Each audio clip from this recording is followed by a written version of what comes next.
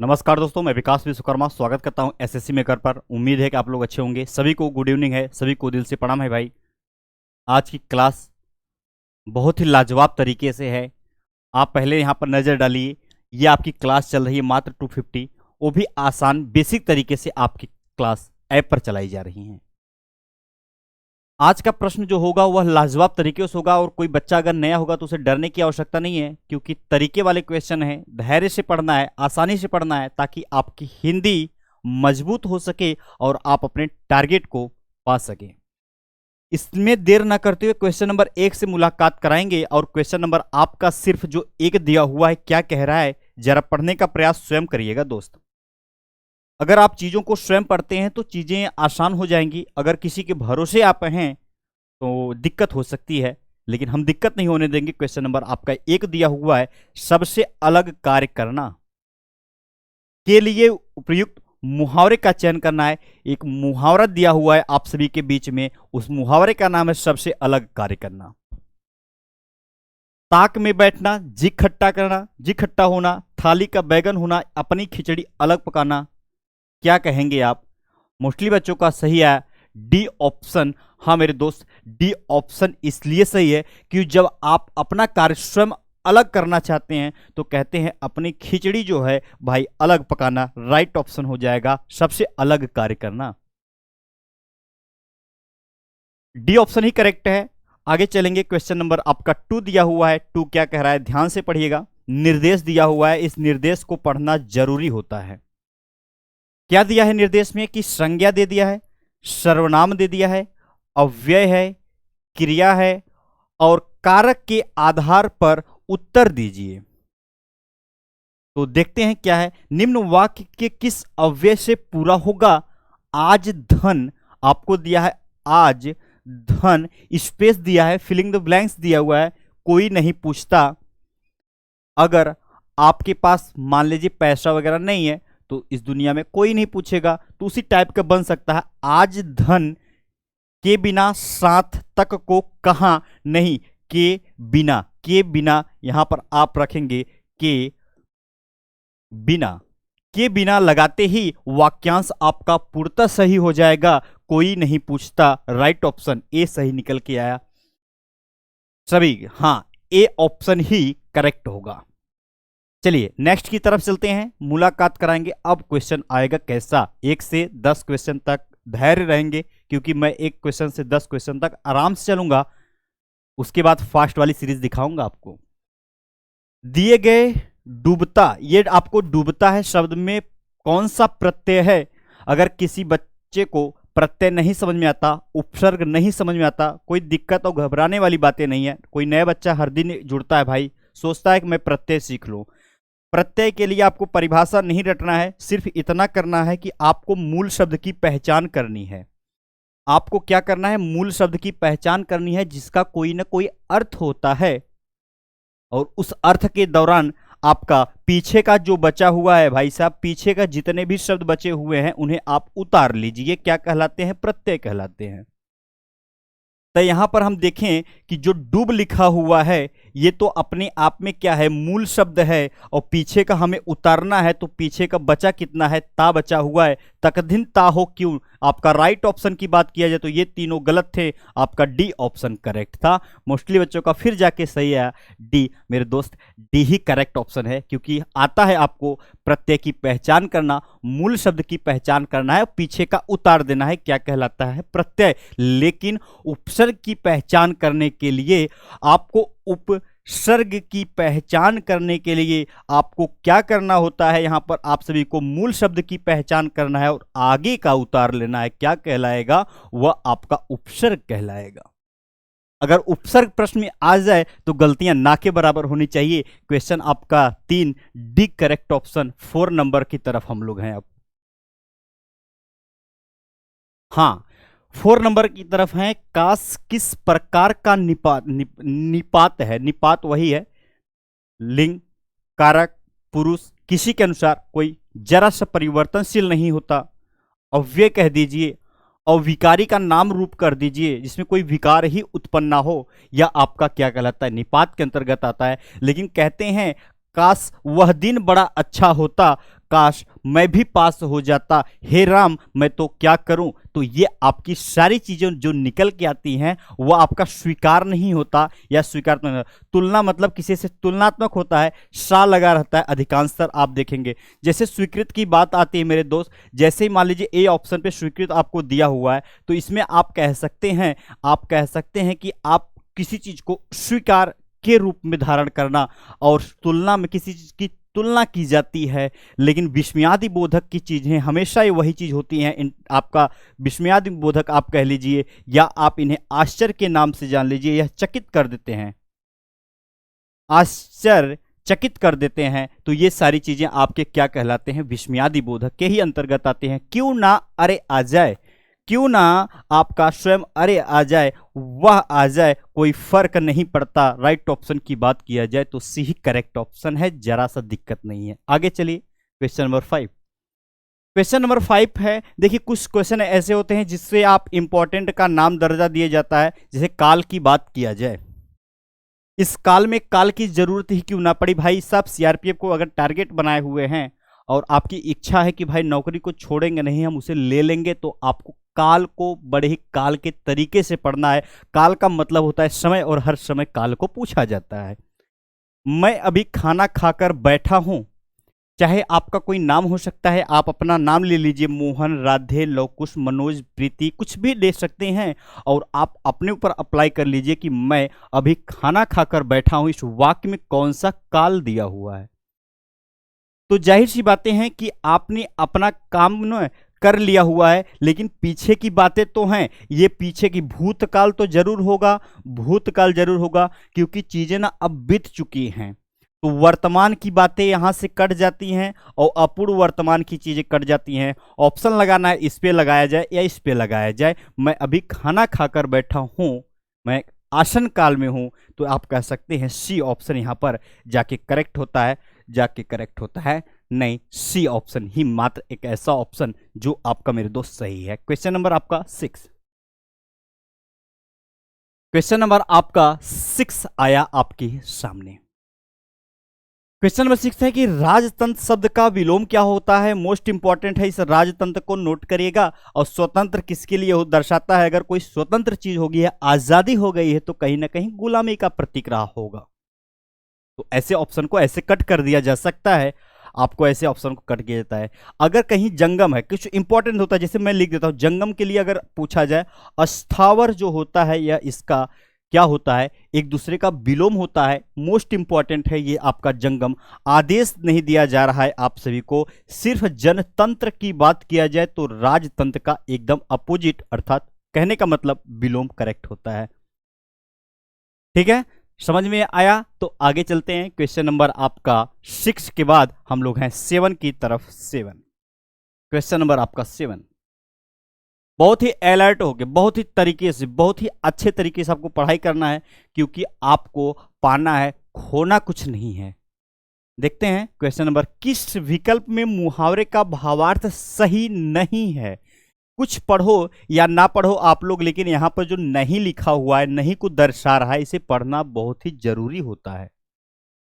यहां पर दिया है कि उल्टी सीधी जड़ना, अपना स्वार्थ सिद्ध करना, या उल्टी सीधी सुनाना, आप कह सकते हैं डांट फटकारना। तो ये तो करेक्ट है, उल्टी सीधी सुनाना, डांट फटकारना, ये तो करेक्ट हुआ। लेकिन हमें चाहिए इनकरेक्ट, जो सही नहीं होना चाहिए। उल्टे छुरे से मुड़ना ठगना कहते हैं। भाई लो, ये तो सही निकल गया। उल्टे पांव लौटना, उल्टा पांव लौटना मतलब वापस रिटर्न आना, बिना रुके तुरंत वापस लौट आना, ये करेक्ट हुआ। ऑप्शन की बात की जाए, पूछा था कौन सा गलत है, तो ये उल्टी सीधी जड़ना एकदम इनकरेक्ट है मेरे दोस्त। इसकी बात किया जाए तो आपने यही कहानी क्या सुना हुआ है, आपने झूठी का नाम सुना होगा, झूठी। आपकी जो झूठी शिकायत कोई करता था ना, जो आपका दोस्त था, शिकायत, झूठी शिकायत करता था मेरे दोस्त, झूठी शिकायत करने वाला ही क्या कहलाता था, आपका उल्टी सीधी जड़ना। तो इसका तो यहां से हो गया। ठीक है, आगे देखिएगा क्वेश्चन नंबर आपका एट है, कुछ पढ़ो या ना पढ़ो, नहीं को और अशुद्धियां को जरूर पढ़ लिया करो, असंगत को पढ़ लिया करो, जिसमें भी अ लग जाए उसे पढ़ लिया करो, क्योंकि मोस्टली चांसेस होते हैं गलती कराने का। एग्जामिनर ना क्या करता है, नया पैटर्न चालू कर दिया, न लगा के पूछने वाला कहानी। मेरे दोस्त अलर्ट रहा करो एग्जाम में। निम्नलिखित में से कौन सा संप्रदान, ये दिया है संप्रदान कारक से पूछा हुआ है, विभक्ति वाला वाक्य पहचानना है हमें।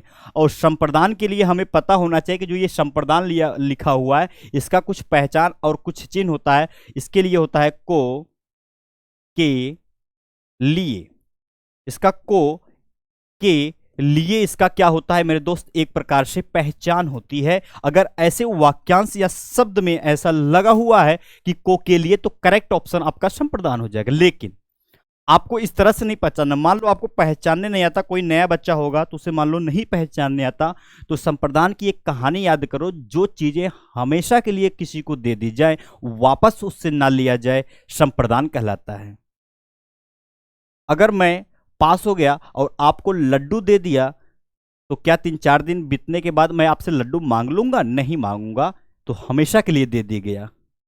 जब भी दिया जाए हमेशा के लिए कोई चीज, तो क्या कहलाता है, वो आपका संप्रदान के लिए हो जाए। आप एक लाइन में लिख सकते हैं कि यहां पर हमेशा के लिए पहचान है, आप ही लोगों के लिए दिया जाए, आपका हमेशा के लिए दिया जाए, क्या कहलाता है, संप्रदान कहलाता है। शिष्य ने अपने गुरु के लिए, यहां पर को के लिए चाहिए, को के लिए तो मिला, के लिए आपको मिला, सब कुछ किया तो हमेशा के लिए कर दिया है, दोबारा उससे नहीं कहेगा कि मुझे कुछ और चाहिए। तुम वहां से हट जाओ, तुम वहां से हट जाओ, तुम वहां कुछ कहा था, मेज पर सब्जी रख दो, कोई बात नहीं, हमें राइट ऑप्शन चाहिए था, ए ऑप्शन मिल गया है। नेक्स्ट की तरफ चलेंगे। संप्रदान की पहचान करने के लिए कई बार एग्जाम में आता है, आपको करना सिर्फ यही, जो चीजें हमेशा के लिए किसी को दे दी जाए संप्रदान कहलाती है। मोस्टली बच्चों का जाके सही है भाई, हाँ सही, करेक्ट ऑप्शन नंबर यहां पर 9। क्वेश्चन नंबर 9 है और दिया है कि अगर तुम थोड़ा सा और चलते तो मंजिल पा लेते। थोड़ा सा और, काफी नजदीक थे, अभी थोड़ा सा और आ गए होते पास में तो मंजिल को पाया जा सकता था। कंडीशन मेरे दोस्त ऐसा कहीं अप्लाई नहीं हुआ, इसलिए बेचारा असफल रहा। कोई बातें नहीं, देखते हैं वाक्य में क्रिया का काल की कौन सा है, पुष्टि कीजिए, आप बताइए। ये मोस्ट इंपॉर्टेंट है। मोस्ट इंपॉर्टेंट की बात आई, अगर काल में बात आती है मेरे दोस्त, काल में बात आती है तो आपका ये तो भूतकाल तो है, भूतकाल तो है, लेकिन ये हेतु मद भूतकाल है। आपका किसी कारण वश अभी चीजें रुकी हुई हैं, अगर वह पूरा हो गई होती तो काम चल गया होता। अभी पूरा के मंजिल के पास अभी आप नहीं है, अगर तुम थोड़ा सा और चलते तो मंजिल पा सकते थे, ऐसा कंडीशन बन सकता था। लेकिन यहाँ पर आपका भूतकाल सही होगा, वो भी हेतु मद भूतकाल। चलिए आगे चलते हैं, क्वेश्चन आप नोट करते रहिएगा। क्वेश्चन नंबर 10 को आप 10 के तरीके से 10 ऐसे करके पढ़ेंगे, तरीके वाले से। कौन सा शब्द हमेशा एक वचन में प्रयुक्त होता है? अब एक क्वेश्चन से लेकर आप 10 क्वेश्चन तक आराम से हो चुके हैं। अब हम चलेंगे, थोड़ा फास्ट चलेंगे, वो दिखाएंगे। लेकिन आपको डरना नहीं किसी चीज को कि मैं डर रहा हूं सर, मैं क्या करूं, कैसे करूं, कुछ भी नहीं, आराम से पढ़ो, 1 घंटे आराम से पढ़ो। कौन सा शब्द हमेशा एक वचन में ही, कुछ ऐसे ही शब्द होते हैं जो आपके हमेशा, सर्वदा, हमेशा के लिए एक ही वचन में प्रयुक्त किया जाता है। वह कौन कौन हो सकता है? 2 लाइन में लिखने का प्रयत्न करूंगा, आप लोग समझिएगा यहां पर कैसे होगा। जो आप ये पीतल होती है, आप पीतल होता है, आप वही मेटल वाला अगर सोना ले लेते हैं, चांदी ले लेते हैं, अगर बात किया जाए जो आपकी जनता होती है, या आपका पेट्रोल की बात करते हैं मेरे दोस्त, पेट्रोल की बातें करते हैं, या आप स्वयं ये रायता फैलाना, भाई रायता की बात क्यों ना किया जाए, या हमेशा के लिए क्या किया जाता है, एक वचन में ही प्रयोग किया जाता है। कुछ ऐसे शब्द होते हैं। आपका बी ऑप्शन करेक्ट हुआ, क्यों? इसलिए कि आपका रायता जो है एक वचन में ही इस्तेमाल के तौर पर आता है। भाषा, ऋतु, हड्डी हो या कुछ भी हो, ये सब आपके अलग हैं। क्वेश्चन नंबर असंगत के रूप में थे। आपका 11 है, निम्नलिखित में से पुल्लिंग शब्द छाटिए। पुल्लिंग को छाटना है। पुल्लिंग को छाटने के लिए बताता हूं कि पुल्लिंग को ऐसे थोड़ा सा पुल्लिंग जैसा इसको बना लिया करो आप लोग। और जैसे ही ना पुल्लिंग को ऐसे बनाओगे तगड़ा तरीके से, आपको पता चल जाएगा कि भाई साहब ये तो आदमी है, आदमी हमें बनाना है। चाहत अगर आपके दिल में है तो अच्छी बात है, अगर दिल से बाहर है तो भी अच्छी बात है। रंगत है, मेहनत है, आहार है मेरे दोस्त। आहार के लिए आप किसका इस्तेमाल करते हैं? आहार के लिए आप किसका इस्तेमाल करते हैं? तो अनाहार नहीं होता, विलोम नहीं बताना था। आहार जो है यहाँ पर क्या है? पुलिंग। पुलिंग होगा, पुल्लिंग होगा, बाकी सब स्त्रीलिंग के तौर पर आएंगे। 12 नंबर, देखिए काम आप एक किया करो, कुछ करो या ना करो, लेकिन एक काम किया करो, आप हमेशा कॉपी पेन लेके बैठा करो। इंपॉर्टेंट जब बोला जाए तो इसका मतलब मेरे दोस्त इंपॉर्टेंट ही होता है, कोई चीज ऐसे नहीं बोला जाता। नेक्स्ट आपके सामने है 12 नंबर, यह अमन का भाई है। ये अमन जानते हो ना, वही वही अमन जिसे पूरी दुनिया खोज रही है परंतु वह मिल नहीं रहा है। यही अमन है जिसे पूरी दुनिया खोज रही है परंतु यह मिल नहीं रहा है। इसका बाल देख रहे हो, पूरा एकदम, भाई साहब कहते हैं तिरछी नजर वाले तेरा मुंह काला, काली नजर वाले तेरा मुंह काला। ये तो सब लग रहा है एक ही में। यह अमन का भाई है, यह जो है अमन का भाई है। अमन का यहाँ पर क्या दर्शा रहा है? कारक पूछा है, और कारक में आप सभी को पता होना चाहिए कि कर्ता के साथ ने का प्रयोग किया जाता है। कर्ता के साथ ने, संबंध में का, के, की, ये सारी चीजें आते हैं। ना, ने, नी, रा, रे, री, ये भी इस्तेमाल किया जाता है किसमें? संबंध में। करण के लिए कुछ होता है क्या? हाँ, करण के लिए होता है एक तो आपका से, के द्वारा होता है, और कंडीशन साथ में रहता है कि वह साधन की बातें हमेशा करता है, किसमें? साधन होने का भाव उत्पन्न होता है। संबोधन में क्या होता है? वही आपका हे, ओ, अरे चीजें जो आती हैं वो आपके संबोधन के तौर पर आती हैं। राइट ऑप्शन की बात किया जाए तो आपको क्या मिला? सिर्फ यही मिला जो आपको दिखाई दे रहा है, का संबंध, जो अमन को दर्शा रहा था, संबंधित होना। नानी है तो नानी ने, काकी है पड़ोस में तो काकी के। कोई अगर रे मार दिया तो बोल देना रारी रे, ये संबंध को दर्शाते हैं मेरे दोस्त। आगे क्वेश्चन नंबर 13 है, भावुक शब्द में कौन सी संधि है? भावुक आपका बहुत ही सरल है, भावुक आपको दिया है, बहुत ही सरल है। अगर पहले से भावुक यहां पर अगर मैं लिख दूं दोस्त, भावुक अगर मैं यहां पर लिख दूं तो आपको एक चीजें हमेशा याद आना चाहिए कि भाव प्लस उ और क होता है, भावुक कहलाता है। एक चीज हमेशा एक नोट करना कि धन के पहले औ की मात्रा लगा हुआ है, धन के पहले मेरे दोस्त औ की मात्रा लगा है, लास्ट में आपके धन के बाद उ की मात्रा लगा हुआ है, या आव में परिवर्तन हो जाता है, आव में परिवर्तन हो जाता है। और यह नियम कानून जो दर्शाता है, हमेशा हमेशा के लिए आपको क्या दर्शाएगा? हमेशा हमेशा के लिए आपके अयादि संधि के अंतर्गत आते हैं। और अयादि संधि का नियम कानून भी बताया था। अगर शॉर्ट तरीके से आप किसी चीज को पहचानने की इच्छा अगर आपके दिल में है तो वर्ड शब्द 3 ही होता है। अगर कहीं आपको 3 शब्द ऐसा दिख जाए, भावुक, सहायक, पावक, कुछ भी दिख जाए, सब अयादि संधि के ही अंतर्गत आते हैं। मोस्टली चीजें इसमें 3 शब्द से बने होते हैं, क्या कहलाते हैं? अयादि संधि के अंतर्गत आते हैं। क्वेश्चन नंबर आपका 14, स्त्रीलिंग शब्द है, ये स्त्रीलिंग शब्द है, ये कौन सा शब्द है? क्या पुल्लिंग का अंतर्गत है क्या? नहीं, समझने का प्रयत्न करिएगा कि स्त्रीलिंग आपका पूछा है शब्द है। सलाद, सनक और आपका सारस यहां पर दिया हुआ है। क्या कह दिया है? सलाद दिया है। यहां पर एक बार आप लिखने का प्रयत्न करेंगे, सलाद और आपका सनक, सारस और आपका राष्ट्र दिया हुआ है। किसका किसका सही? किसका किसका सही? अच्छा, गलत नहीं, सबका सही भाई। ये जो सनक होता है, सनक यह स्त्रीलिंग को दर्शाता है, बाकी आपके पुल्लिंग के ही अंतर्गत है। राष्ट्र की बात क्यों ना हो, सारस की बातें क्यों ना है, सलाद की बातें क्यों ना बीच में आ जाए, वह क्या दर्शाती है मेरे दोस्त? हमेशा के लिए पुल्लिंग को दर्शाती है, हमेशा के लिए पुल्लिंग को दर्शाती है। लेकिन आपका सनक ही एक ऐसा था जो किसको दर्शा रहा था? स्त्रीलिंग को दर्शाता। डी नहीं, डी नहीं, डी नहीं, बी करेक्ट ऑप्शन। 15, तुम सा कोई और नहीं देखा। वाह, तुम सा कोई और नहीं देखा।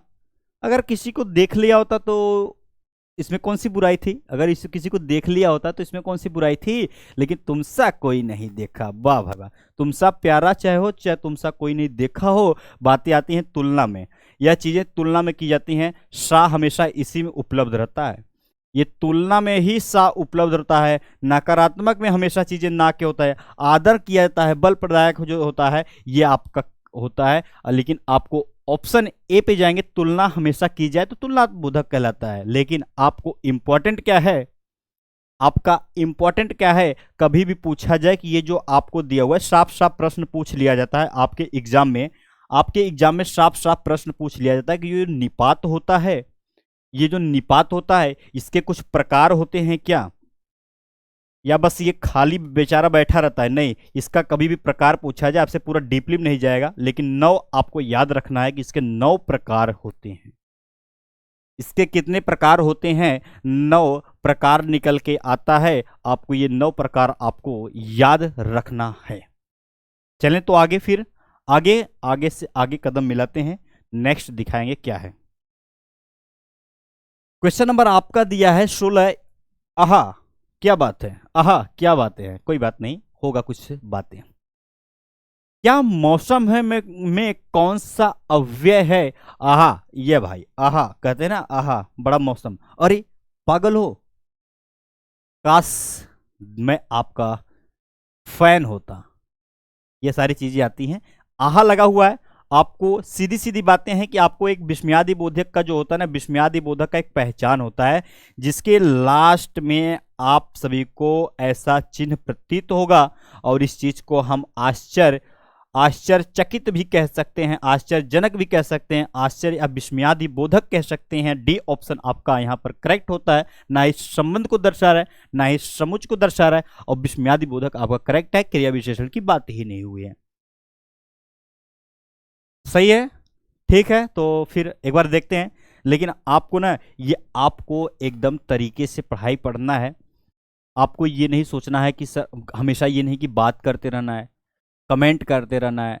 आपको कभी कभी एक बार माइंड फ्रेश करके आप देखेंगे कि यार मेरे का आज ना पढ़ने का मन है, आज कमेंट वगैरह नहीं करेंगे, बढ़िया से पढ़ेंगे। भाई साहब लाजवाब पढ़ाई होती है, दोबारा भूलने की इच्छाएं नहीं होती हैं।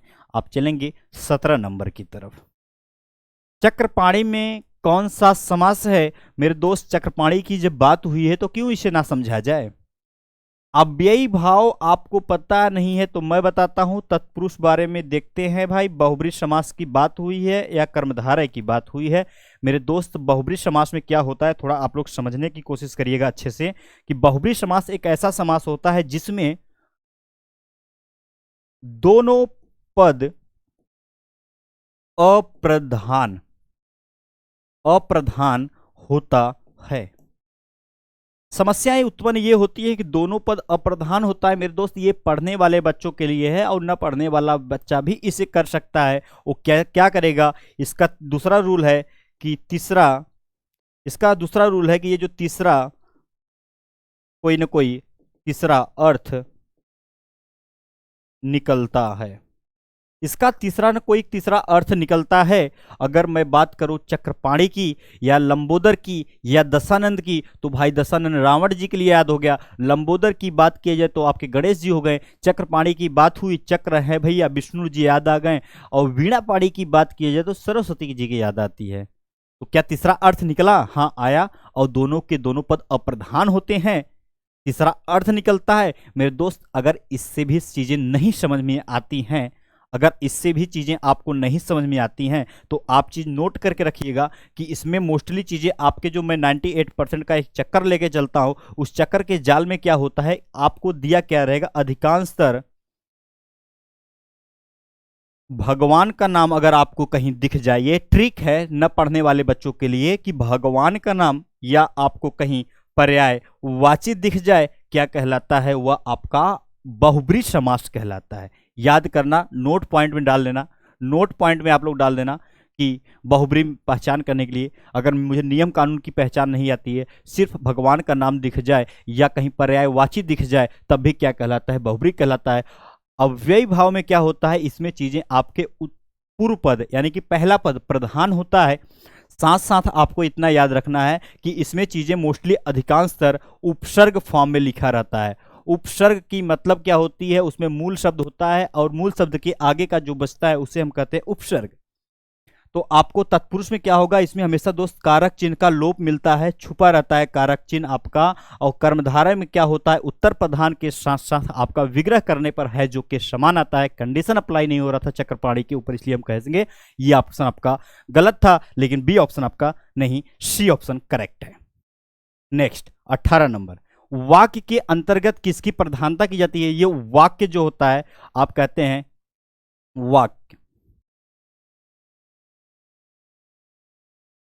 तो आपको पता चला कि कौन सा अंतर्गत किसकी प्रधानता होती है मेरे दोस्त। वाक्य की जब भी बात करें तो आपका कर्म, कर्ता या भाव कहेंगे, तो मेरे दोस्त इन तीनों के उपलब्ध होने के बाद ही हम किसी प्रकार की प्रधानता पे हम बात करते हैं। तो कहने का मतलब उसमें कर्म भी उपलब्ध होगा, उसमें कर्म भी उपलब्ध होगा, कर्ता भी साथ साथ, भाव के साथ साथ, इनमें से सभी ऑप्शन करेक्ट है। डी ऑप्शन जाके करेक्ट है। क्या आप लोग को लगता है सही मेरे दोस्त? 100% सही है। नजर से मल्लू, अच्छा मल्लू बनेगा अभी कुछ देर के बाद। मल्लू आपका यहां पर 19 नंबर का प्रश्न दिया है कि बुद्धिमान किस प्रकार का विशेषण है। बुद्धिमान मैं हूं, ध्यान से देखना, गलती ना के बराबर होगी। बात किया जाता है कि बुद्धिमान, ये बुद्धिमान कौन है? बुद्धिमान सिर्फ वही है जिसकी कोई ना कोई गुण है।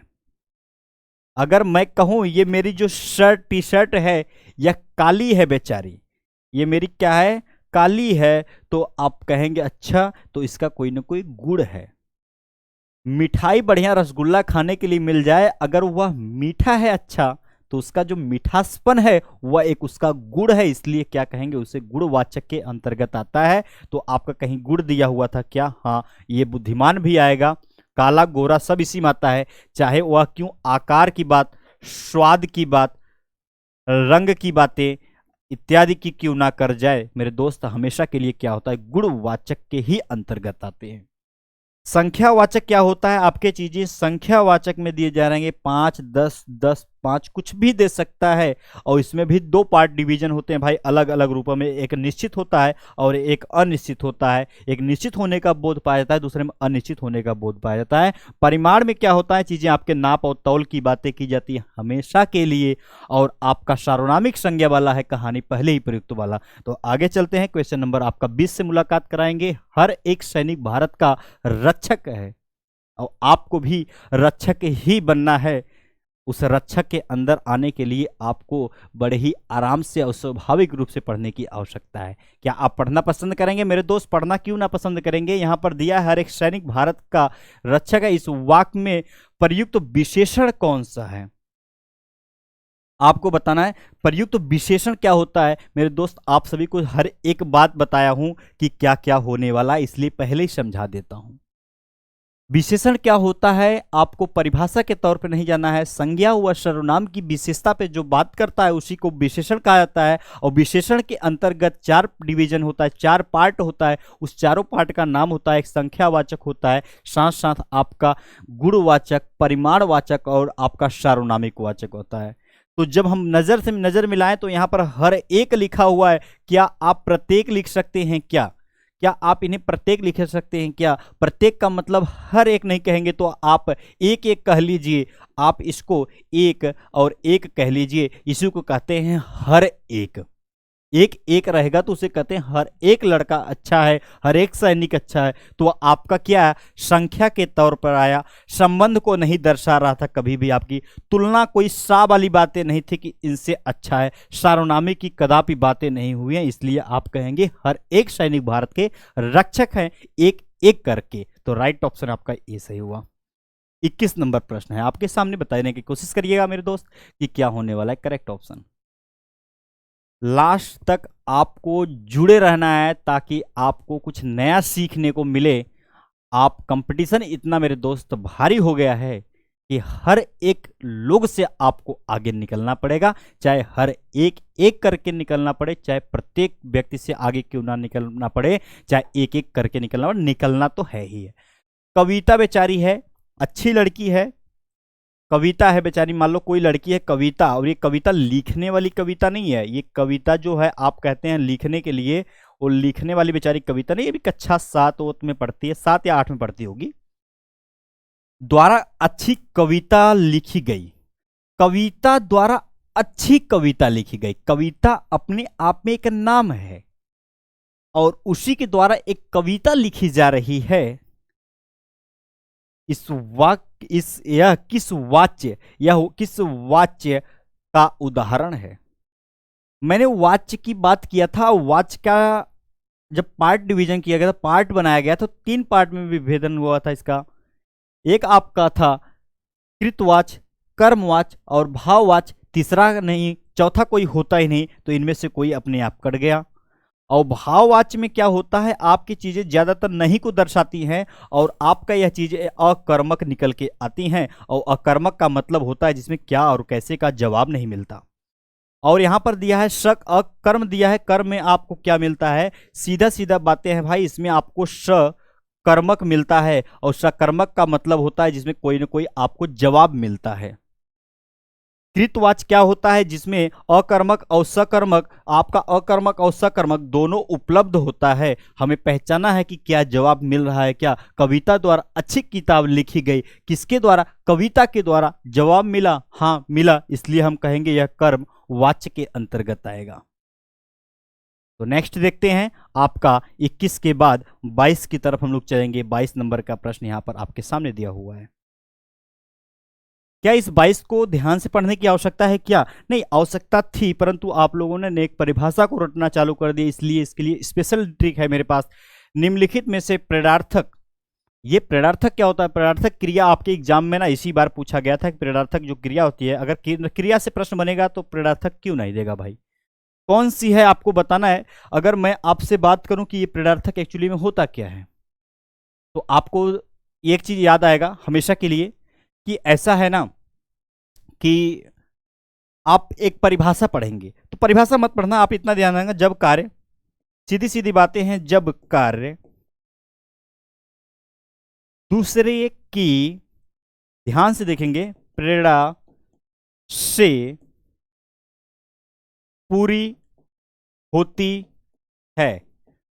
कहने का तात्पर्य सिर्फ इतना था कि जब भी कोई कार्य होगा दूसरे की प्रेरणा से पूरी होगा, आप नहीं करेंगे, आप नवाबगिरी करेंगे, कोई और दूसरा काम करेगा, तो वह क्या कहलाता है? प्रेरणार्थक क्रिया कहलाती है। इसमें निकल के 2 पार्ट आते हैं, एक प्रथम होता है, एक सेकंड पार्ट होता है। अगर मैं कहूं उठ, तो आप कहेंगे उठना,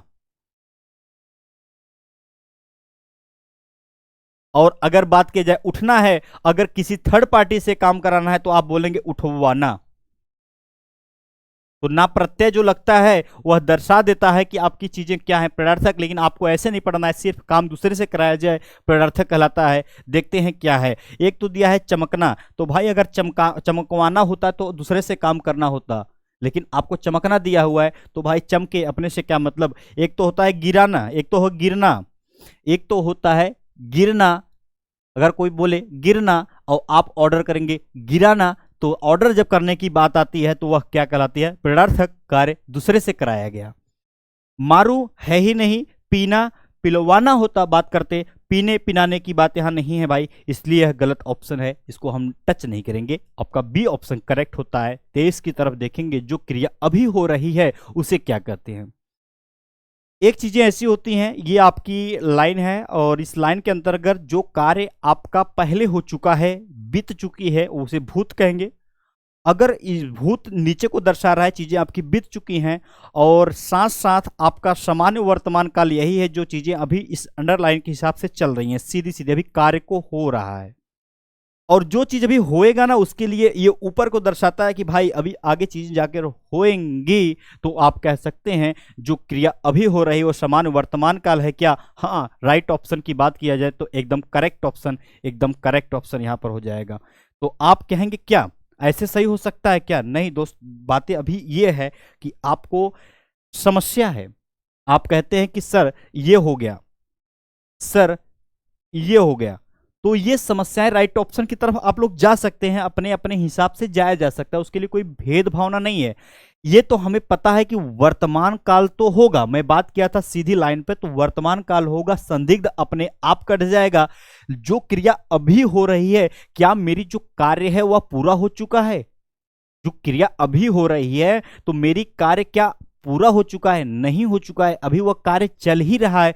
तो साफ साफ हम यह कह सकते हैं कि जो यह कार्य है अपूर्ण है, अभी पूरा नहीं हुआ है। ना ही सामान्य की बात है, ना संदिग्ध की बात है। अभी कार्य पूरा हो गया होता तो मैं उसे कहता पूर्ण वर्तमान कह देता, लेकिन अभी कार्य पूरा नहीं हुआ है, इसलिए उसे कहेंगे अपूर्ण वर्तमान काल। उम्मीद है कि आप लोगों को अच्छे समझ में आया होगा। नेक्स्ट की तरफ चलते हैं। यहां पर दिया हुआ है 24।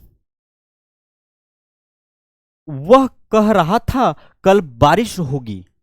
वह कह रहा था कि कल बारिश होगी, पता नहीं अभी होगी भी अथवा नहीं, ये पता नहीं है, लेकिन हमें मालूम है कि जो वह कह रहा था, मनोज हो सकता है, रोहित हो सकता है, अंजना हो सकती है, कोमली हो सकती है, भाई कोई भी हो सकती है, मेरा दोस्त अल्लू मल्लू सब इसमें आ जाएंगे। वह कह रहा था कल बारिश होगी। आप लोग ध्यान से देखिएगा कि जब मैं बात करता हूं समझाने का तो आराम से समझा जाता है, नोट भी किया जाता है कि ये जो पुरुषवाचक सर्वनाम होता है, पुरुषवाचक सर्वनाम के 3 पार्ट निकल के आते हैं। पुरुषवाचक आपका प्रथम होता है और प्रथम के ही अंतर्गत आपका 3 पार्ट निकल के आता है, उत्तम पुरुष, मध्यम पुरुष और अन्य पुरुष। कभी भी आपसे एग्जाम अगर में पूछा जाए कि पुरुषवाचक के कुछ भेद होते हैं क्या, तो बता दीजिएगा कि केवल इसके 3 भेद होते हैं। बात किया जाए कौन कौन हो सकता है, उत्तम पुरुष, मध्यम पुरुष और अन्य पुरुष, लेकिन उसके अंदर भी एग्जाम में भाई पूछ लिया जाता है प्रश्न, एग्जामिनर की इच्छा होती है पूछने का, तो वह कैसे पूछेगा ध्यान देंगे। उत्तम पुरुष में बातें अपने के लिए बात की जाती हैं, जैसे कि मैं वहां जाऊंगा, तो इसमें मैं खुद आ जाता है, चाहे खुद आ जाता है, हम आ जाता है। और मध्यम में क्या दर्शाता है? मध्यम में दर्शाता है कि जैसे कि वह नहीं, तुम बहुत बेकार हो, तुम, तुमने, तू, तो ये कहाँ दर्शाता है? इसमें दर्शाता है। तो आप लिख सकते हैं, तुम लिख सकते हैं, तू लिख सकते हैं, ये तुमने लिख सकते हैं। और अन्य पुरुष यह दर्शाता है, जैसे कि कहूं कि यह पेन मेरी है, वे घर मेरे हैं, यह घर का जो चाबी है यह मेरा है और किसी का नहीं हो सकता। तो जो निकल के आया यह, वह, ये कहां से आया? आपका अन्य पुरुष के अंतर्गत। ऐसे समझाने का प्रयास इसलिए किया ताकि आपको समझ में आ जाए। हालांकि डीपली जाएगा तो ऐसे क्वेश्चन को पूछा जा सकता है। अब हम बात करेंगे 25 नंबर में, वह स्वतः ही समझ जाएगा। स्वतः का मतलब क्या होता है? कि स्वयं होता है, मैं होगा, मैं अपना काम कर लूंगा, मैं अपने आप चला जाऊंगा। स्वतः कार्य को पूरा किया जा सकता है या स्वयं कर लूंगा, मतलब तो एक ही है। और बात किया है स्वतः की यहां पर कि वह स्वतः ही समझ जाएगा। आपको बताना है रेखांकित शब्द किस सर्वनाम का भेद है। मेरे दोस्त, सर्वनाम की जब बात किया जाता है तो आप सभी को मैं बताया कि 6 पार्ट होते हैं, पुरुषवाचक पे बात किया गया है। लेकिन जब बातें आती हैं निश्चयवाचक सर्वनाम, निजवाचक सर्वनाम, पुरुषवाचक सर्वनाम और आपका संबंधवाचक सर्वनाम, तो हमने तो डिस्कशन तो पुरुषवाचक पे कर लिया है, ये तो कट गया। और संबंध को में क्या दर्शाता है? कि जो रहता है और सो रहता है। जैसे कि यहां पर आप सभी को स्वतः दिख रहा है, तो संबंधवाचक की बात आएगी तो जो और सो को दर्शाता है। निश्चयवाचक सर्वनाम में क्या होता है? किसी भी चीज का निश्चित होने का बोध पाया जाता है, चीजें उसमें क्या रहती हैं? आपके फिक्स रहती हैं। लेकिन स्वतः की बातें आई हुई हैं, तो यहां पर आप कह सकते हैं स्वतः की बातें जो आई हुई हैं यह आपकी क्या है? यह आपको दर्शा रही है, सिर्फ आपको दर्शा रही है सिर्फ स्वतः को। निज का मतलब होता है अपना, या आप, खुद, स्वयं, मैं, ये सारी चीजें आपके कहां आएंगे? हम। कुछ भी लिख दीजिए, कोई फर्क नहीं पड़ता, कोई दिक्कत वाली बात नहीं है। क्या यहां चलना पसंद करोगे? क्या नहीं, आप चलो मैं स्वयं आ जाऊंगा, तो ये स्वयं का इस्तेमाल जो किया गया सिर्फ आपके निजवाचक सर्वनाम के ही अंतर्गत प्रयोग किया जाता है। ऐसे पकड़ सकते हैं अगर आपको पकड़ना होगा तो। ये आपकी क्लास है, आपके ऐप पर क्लास जारी है, उस भी बेसिक से आपको पता होना चाहिए। ठीक है, मात्र 250 आपको है। 26 नंबर का प्रश्न आपके सामने है। थोड़ा अप चलेंगे और फास्ट। फास्ट का मतलब ये है कि इसलिए फास्ट चला जाएगा ताकि आपको समझ में चीजें भी आए और थोड़ा सा तगड़े तरीके से क्वेश्चन को देख लिया जाएगा पूरा। इनमें से स्वर संधि का प्रकार कौन सा है? देखो, स्वर संधि की बात की गई है, संधि का प्रकार, तो भाई अगर बातें की जाती हैं तो ये तीनों पार्ट निकल के आते हैं, चाहे ह्रस्व की बात किया ना जाए क्यों, या फिर आपका प्लुत या दीर्घ का मतलब होता है बड़ा। दीर्घ का मेरे दोस्त मतलब होता है बड़ा और ह्रस्व का मतलब होता है छोटा। आप इन्हें लघु भी कहना पसंद करेंगे तो कोई फर्क वाली बातें नहीं है। कहने का मतलब आपका सीधा सीधा है कि इसमें से तीनों इस्तेमाल किया जाता है स्वर के अंतर्गत। अगर समझ में आया होगा तो आगे चलेंगे। आपको पता है कि यहाँ पर स्वर हमारा कितने प्रकार का होता है? स्वर हमारा 11 प्रकार का होता है। कहाँ से कहाँ तक होता है? अ से लेकर औ तक होता है। और छोटा अ छोटा ई जो होता है आपका, ये जो हर्ष होता है, हर्ष में छोटा अ होता है, छोटा ई होता है, छोटा ऊ होता है, और ये आपका री खुद इसमें उपलब्ध होता है। कहने का मतलब कभी भी आपसे पूछा जाए हर्ष स्वर की संख्या कितनी होती है तो मात्र 4 होती है, और पूछा जाए दीर्घ कितना होता है तो 7 होता है। बचा खोचा जो रहता है सब हम इसमें ऐड कर लेते हैं इसके अंतर्गत। जब इसमें 11 होता है, 4 मैंने यूज कर लिया, 7 आपका बचा हुआ है, सब दीर्घ में चले जाएंगे, चाहे बड़ा आ क्यों ना हो, चाहे बड़ा ई क्यों ना हो। प्लूत के लिए भी कुछ होता है क्या मेरे दोस्त? एक सिंबल, एक साइन होता है जो सांप के आकार का रहता है, और मतलब यहां से निकल के आती है कि इसका यूज कहाँ होता है। चाहे आप किसी चीज को लंबाई से खींचने की इच्छा, जैसे आप कहते हैं नहीं मेरे दोस्त, कई बार आप लोगों ने सुना है, बार बार बताते बताते मन भी भर गया है, परंतु बता देता हूं, ओ तो वह इस्तेमाल किया गया कहाँ? प्लूत के अंतर्गत। दिए गए विकल्पों में से यहां पर दिया है उच्छ्वास शब्द के लिए उचित वाक्यांश छाटिए। छाटना है सीधी सीधी। देखो, इसके उच्छ्वास का कोई अर्थ होना चाहिए। अगर आपको ना अर्थ पता है तो आप सभी चीजों को छाट लेंगे अलग अलग करके। अगर मैं इस सांस को, जो मेरी सांस दिन रात और आपकी स्वयं खुद ना क्यों चल रही है, अगर उसे खूब बाहर ऐसी तरह से खींचा जाए तो एक गहरी लंबी सांस ली जा रही है, और उस लंबी सांस के दौरान हमें कुछ नहीं, ऊपर की ओर जाने वाली सांस या जाने वाला ये हो ही नहीं सकता। ऊपर कहा हुआ कोई बात नहीं, ऊपर आने वाली श्वास जो होती है उसी को कहा जाता है उच्छ्वास कहते हैं। क्या ऑप्शन करेक्ट हो सकता है क्या मेरे दोस्त? 100% ही सही है, 99 का चक्कर नहीं है उसमें। आया समझ में? आया? आप सभी को आया तो उम्मीद के साथ मैं यह सोच सकता हूं, समझ सकता हूं कि आपको समझ में आया होगा। लास्ट तक जुड़ा करो ताकि आपको चीजें मिल सके, अच्छा और नया तरीके से मिल सके, आप लोगों से आगे निकल सको। क्वेश्चन नंबर आपका 28 है, चर्म शब्द का समभिन्नार्थक शब्द क्या होगा? आपको पता है इसका समभिन्नार्थक मतलब, इसका अलग बात किया जाए तो आपका सम की बात, चरम चरम एकदम करेक्ट होता है। चमड़ा, चित्र और अंतिम की कोई बातें नहीं होती हैं। 28 की बात किया जाए, करेक्ट ऑप्शन आपका यहाँ सही निकला। 29 नंबर, दिए गए सम श्रुत भिन्नार्थक शब्द का उचित अर्थ ज्ञात कीजिए। कहने का मतलब सिर्फ इतना था कि यहाँ पर पर्ण दिया हुआ है, एक प्रण दिया हुआ है। कहते हैं कि पर्ण है और एक प्रण है, और आपको बताना है कि कौन सा करेक्ट ऑप्शन मेरे दोस्त एकदम सर्वदा सत्य हो सकता है। तो आपको यहां पर दिखाई दे रहा होगा, दर्शाया भी गया है। इस पर्ण का मतलब होता है पत्ता। इस पर्ण का मतलब होता है पत्ता। और आपके मेरे दोस्त हिंदी की बात आई कभी भी ना, हिंदी के लिए आपको डरना नहीं है। हिंदी में कहीं से कोई क्वेश्चन आए भाई, चाहे वह आपका हर एक कोई कंपटीशन में हिंदी आता है तो इससे बाहर नहीं आता है, इसलिए आपको धैर्यपूर्वक पढ़ने की आवश्यकता है। समझ में आया? ठीक है। पर्ण का मतलब होता है पत्ता। जब हमें पत्ता मिल गया तो सीधी सीधी बातें हैं, प्रतिज्ञा इसी में दिया गया, और प्रण का मतलब भी होता है क्या? प्रतिज्ञा होता है। कहने का मतलब सिर्फ इतना था, जो ऑप्शन ए छुपा हुआ है करेक्ट ऑप्शन है, ए सही है। 30 नंबर, 30 नंबर ध्यान से देखेंगे आप लोग फिर से एक बार, कि जिन शब्दों के लिए, जिन शब्दों के एक से अधिक अर्थ होते हैं, एक से अधिक अर्थ होना चाहिए, एक से एकांकी नहीं, एक से अधिक अर्थ होना चाहिए, वे कहलाते हैं एकार्थी, पर्यायवाची, समानार्थी या अनेकार्थी। अनेक पूछा हुआ है, सीधी सीधी बात, एक से अधिक है तो अनेक ही होता। मैं कहूं एक से अधिक तो मान लो यहां पर है, अगर ज्यादा लिखा हुआ है, सब ऐसे से बना हुआ है, तो मैं कहूं एक से अधिक तो मतलब इनको ऐड कर लिया गया, तो सारी चीजें आपके अनेकार्थी में निकल के आ जाती है। अनेकार्थी ही करेक्ट ऑप्शन होता है, जो आपको डी ऑप्शन में छुपा हुआ था, हम लोग उसे पकड़े हुए हैं। अब चलेंगे 33 नहीं 31 की तरफ। 31 है कि मानव कि ये जो मानव होता है या आप मनुष्य कह सकते हैं, आपकी इच्छा है मैं मनुष्य कहूँगा तो मेरे दोस्त मानव को आप मनुष्य कह सकते हैं, कोई फर्क नहीं होता। चाहे आप मानव कह लीजिए, चाहे वहाँ पर आप मनुष्य लगा दीजिए, चाहे एग्जाम में मनुष्य पूछ ले या खुद मानव पूछ ले, कोई दिक्कत नहीं है। मानव की साधारण मृत्यु को एक शब्द में क्या कहेंगे, साधारण मृत्यु को एक शब्द में क्या कह देंगे, वही आपसे पूछा हुआ है।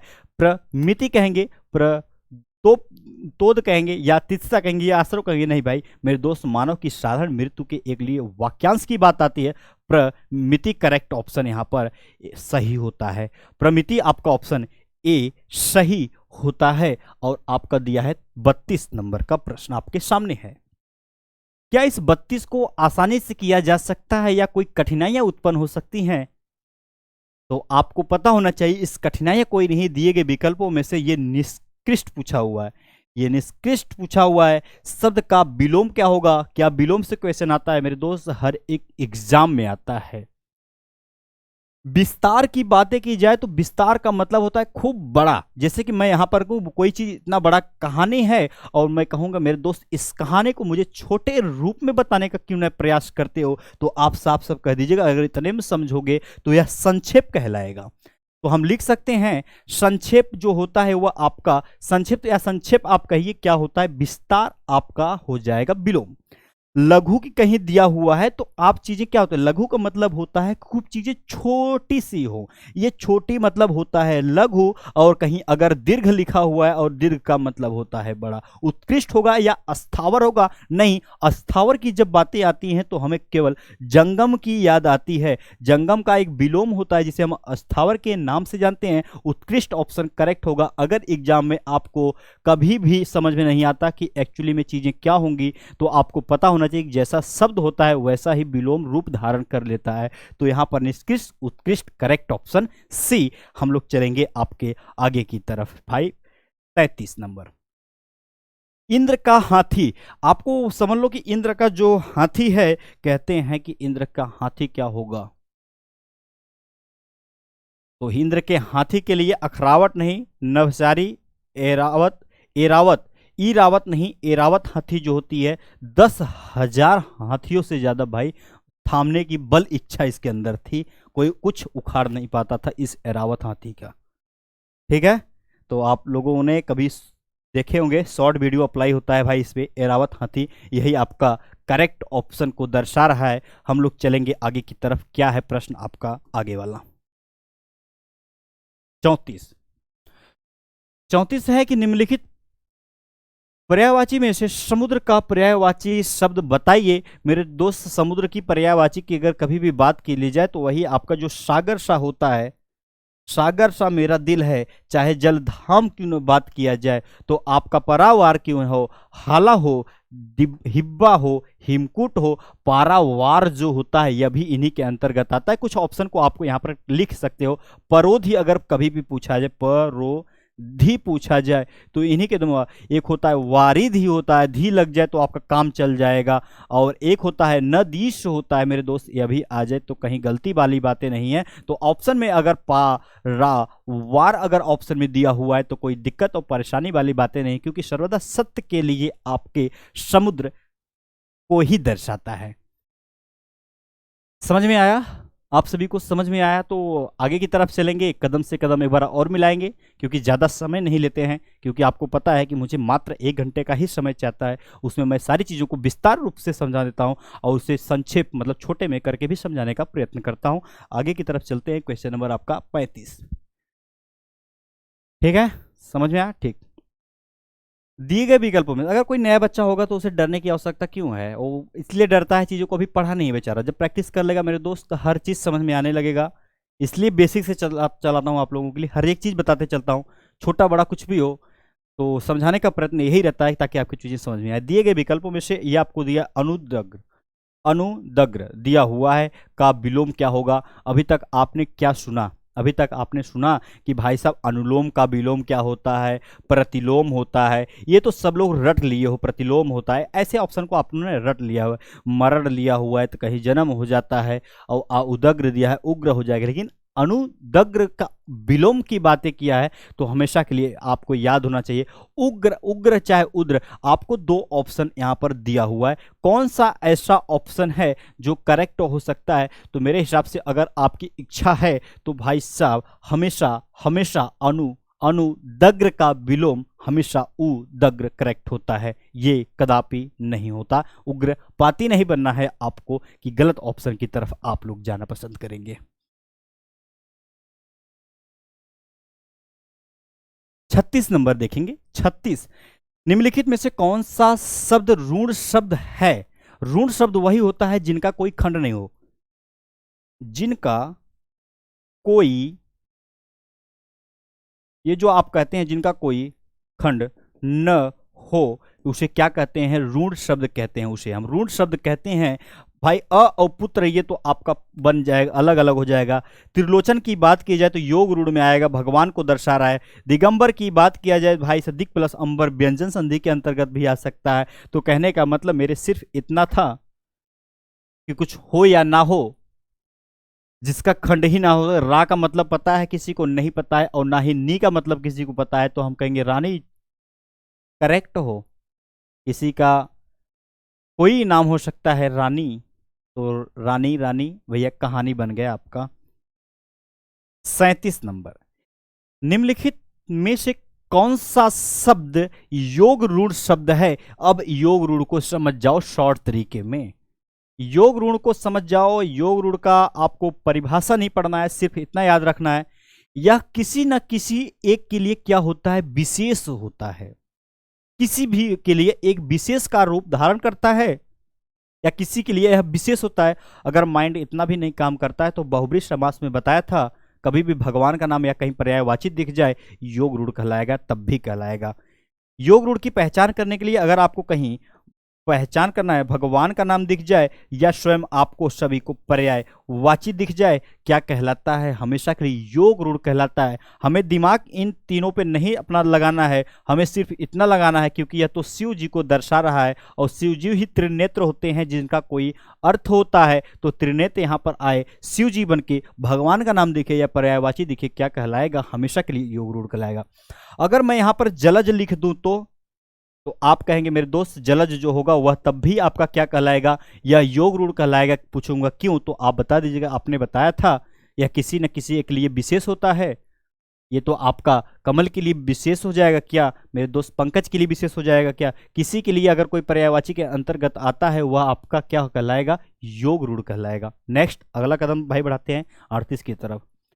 निम्नलिखित पर्यायवाची में से नवनीत, ये नवनीत कौन है? नवनीत शब्द का पर्यायवाची बनता है, कृष्ण बनता है, घर बनता है, घर के लिए गृह होता है, घृत होता है, यह आपका ऑप्शन। अगर नवनीत की बात की जाए तो घृत तो ऑप्शन करेक्ट होता है, लेकिन नवनीत की बातें यहाँ पर आ चुकी हैं। किसकी बातें आ गई? नवनीत भाई, वही आप कहते हैं मक्खन लगाना भाई, या आप कहते हैं मेरे दोस्त ये जो मक्खन होता है ना, मक्खन या मस्का आप कह लीजिए, कोई फर्क नहीं पड़ता। रस की बातें आती हैं, कोई फर्क नहीं पड़ता, या अर्क की बातें क्यों ना आ जाए, यह सर्वदा सत्य के लिए आपको घृत को दर्शाती हैं। नेक्स्ट की तरफ चलेंगे। आपका प्रश्न क्या है? पर्यायवाची की बात किया है नवनीत, और नवनीत का मतलब होता है मक्खन मलाई वाला, घृत, राइट ऑप्शन। 39 नंबर है, निम्नलिखित में से कौन सा अग्नि का तद्भव रूप कौन सा है? ये तद्भव रूप बताना है किसका? वो भी अग्नि का। अग्नि का तद्भव यानी कि हमसे तद्भव पूछा है तो जाहिर सी बातें हैं कि यह जो आपको दिया गया है ना, ये तत्सम है।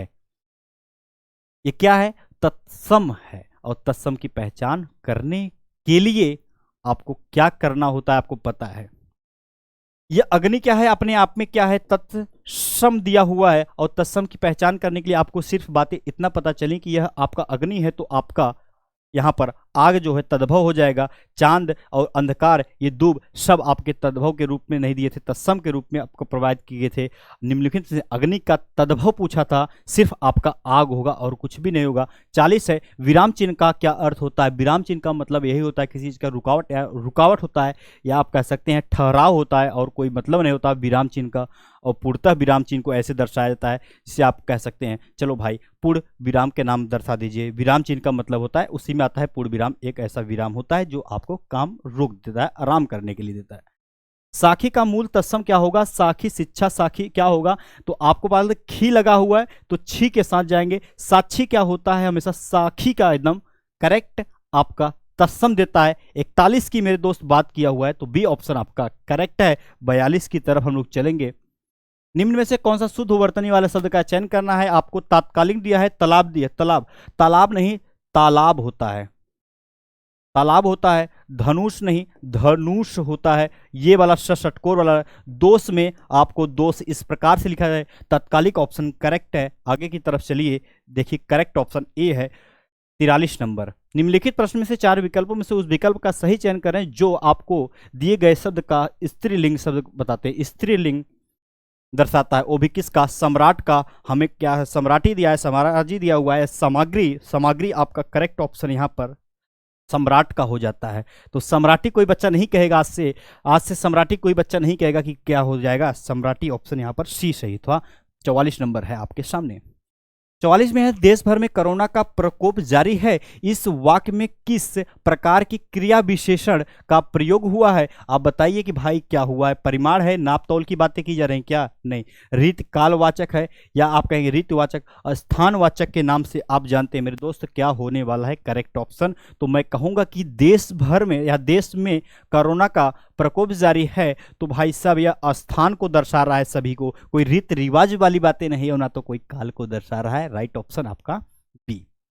45 निम्नलिखित में से विकल्पों में से कर्जदार, ये कर्जदार जो लिखा हुआ है कर्जदार, क्या लिखा हुआ है? कर्जदार।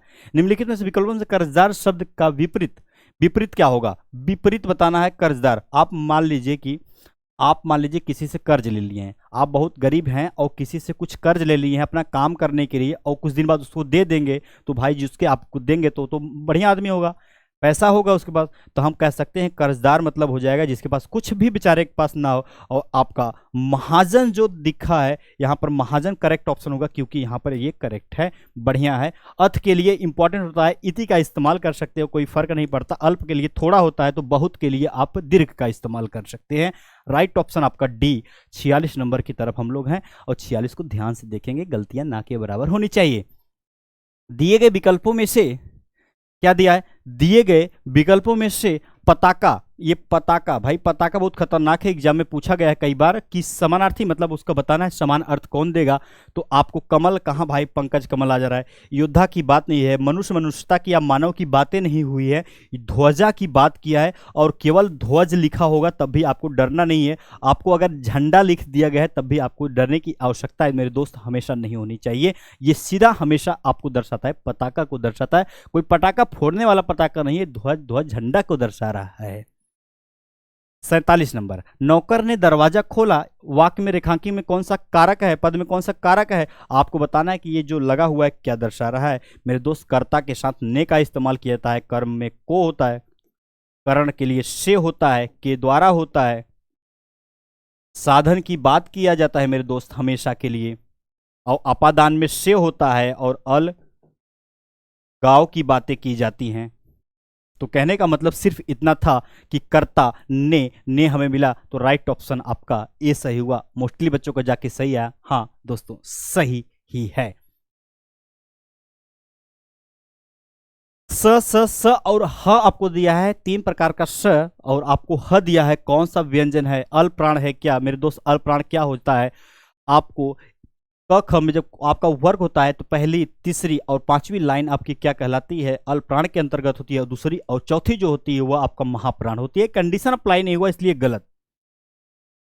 संयुक्त व्यंजन क्या होता है? आपको पता चला। उष्म व्यंजन क्या होता है? आपको पता, उस संघर्षी व्यंजन कह सकते हैं मेरे दोस्त। आपको संयुक्त व्यंजन छत्र यस्त्र कह सकते हैं, छत्र यस्त्र आप कह सकते हैं। आप कहते हैं छत्र य और आपका जो ये श्र होता है इन्हीं के अंतर्गत आता है। राइट ऑप्शन आपका यहाँ पर क्या हो सकता है? ये तो 4 संख्या होती है और इन चारों की बात किया जाए तो आपका स उष्म होता है। उष्म का मतलब गर्म होता है और गर्म मतलब ये होगा, आपके पहचान करनी है स की। वायु आपके मुंह से अगर आप इन सारे चारों ऑप्शन को बोलेंगे तो उष्म मतलब हवा, गर्म हमेशा निकलेगा हवा, तो आप उसमें से पहचान सकते हैं। अयोग वाह की बात नहीं है क्योंकि अ और अह जो दिया रहता है अयोग वाह को प्रदर्शित करता है, दर्शाता है। 49 नंबर। निम्न में से शुद्ध शब्द का चयन कीजिए। शुद्ध का चयन करना है, शुद्धियां क्या हो सकती हैं, जरा इससे भी पहचानने की कोशिश करिए। अब जाके करेक्ट ऑप्शन आया, लास्ट क्वेश्चन 49 ही है आपका। शुद्ध वाक्य का पहचान करना है, प्रश्न को लिखना होगा। तो क्या आप ऐसे लिखे थे? नहीं, प्रश्न को लिखने के लिए बोलते हैं प्रश्न नंबर 1, तो ऐसे लिखा जाता है। प्रत्येक की बातें आती हैं तो प्रत्येक को ऐसे लिखा जाता है, एक नहीं होता, एक नहीं होता, एक होता है। अनुत्तर की बात किया जाए या परमात्मा की, भाई साहब परमात्मा, ऐसे परमात्मा, परमात्मा आधत, परमात्मा आधत, लेकिन यहां पर अनुत्तर करेक्ट ऑप्शन जो आपका छुपा था किस पे? सी पर छुपा हुआ है। तो उम्मीद है कि आप लोगों को सब कुछ समझ में आ गया होगा। नेक्स्ट क्लास में फिर से मिलेंगे, अच्छे अच्छे तरीके से क्वेश्चन लाएंगे ताकि आपको समझ में आए। क्रियाकलाप होती है समाप्त, मिलते हैं कब?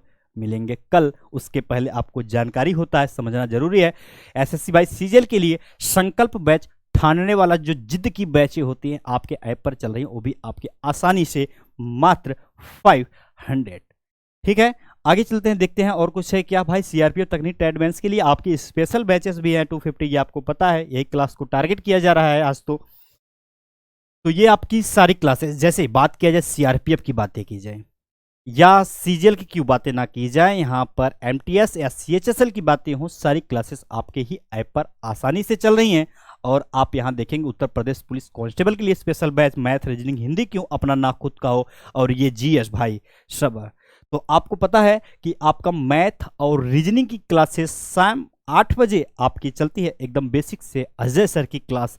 तो भाई ये आपको पता है। और मैं तो लास्ट में कुछ पूछता हूँ या ना पूछता हूँ, ये आपको 49 जो दिया था इसमें से कितना प्रश्न आपका सही हुआ मुझे जरा ये बताइएगा। और आपका नेक्स्ट आपका क्लास जो होगा खतरनाक, खतरनाक भाई साहब, अगला क्वेश्चन सब खतरनाक ही आएगा कल के डेट में। शाम को 5 बजे जुड़ना नहीं भूलना है सभी बच्चों को। अगर कोई नया बच्चा होगा तो शाम काल 5 बजे आपको नहीं जुड़ना है। यह एक निर्धारित समय होता है जो पर डे रोज चलती है क्लास हिंदी की, सामान्य हिंदी शाम 5 बजे। तो मोस्टली बच्चों का जाके अब भाई काफ़ी अच्छा स्कोर रहा। मुझे उम्मीद है कि आप लोग अच्छे ही करे हैं, एकदम परफेक्ट तरीके से अपने तरफ से 100% की कोशिश किया हुआ है भाई। आप सभी को चलते हैं, मुलाकातें करेंगे कल शाम 5 बजे। तब तक के लिए जय हिंद।